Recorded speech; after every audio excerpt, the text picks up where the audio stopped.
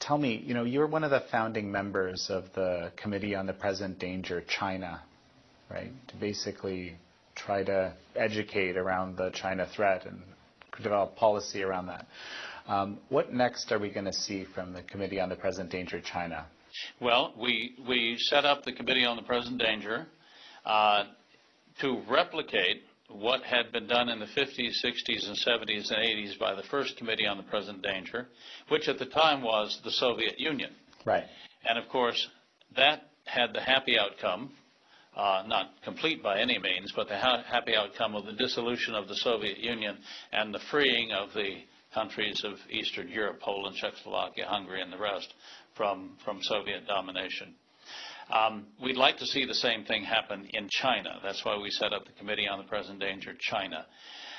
We have an administration, I think, that is listening to our policy suggestions. We have white papers in preparation on security issues, on cybersecurity, on economic issues, on trade issues, on a whole human rights issues, on a whole gamut of issues that we will be presenting to the administration, to the Congress, to encourage them to take even stronger steps towards bringing the misrule, I think, of the Chinese Communist Party to an end.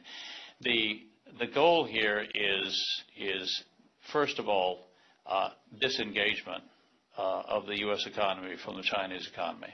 I think we're all agreed on that. And then putting the same kind of pressure on the People's Republic of China that was successfully put on the Soviet Union. And the pressure on the Soviet Union was threefold. It was a denial of capital to the Soviet Union. It was a denial of technology to the Soviet Union. And it was a military buildup of a scale and a scope that the Soviet Union simply could not compete with. Well, we now have an administration. Now, I was a great admirer of President Reagan. I wrote a few speeches for him after he left office. Great man. And we can use the same policy towards China. We can deny it technology harder in this day and age than it was 30 years ago because of cyber attacks. We have to be much smarter about protecting our intellectual property from online thievery. We are engaged now in a military buildup to offset the decline in our military capabilities that occurred in the 90s and in the early 2000s because of the so-called peace dividend. We were going to live in a world of peaceful democratic states forever. Didn't happen, right? Now we have the China threat. And the third thing is we need to deny China capital. Where does it get capital? It gets capital by cheating on trade.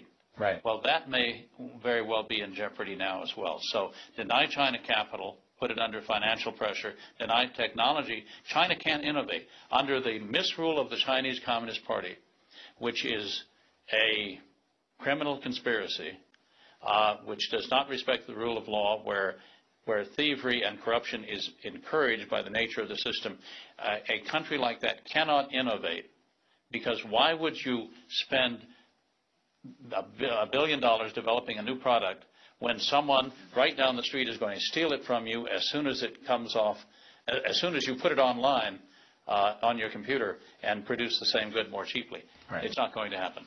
So we can use the same strategy towards China that we used towards the Soviet Union, and hopefully have an even better result. That is democratic rule. Steve, I look forward to seeing some of those policy papers.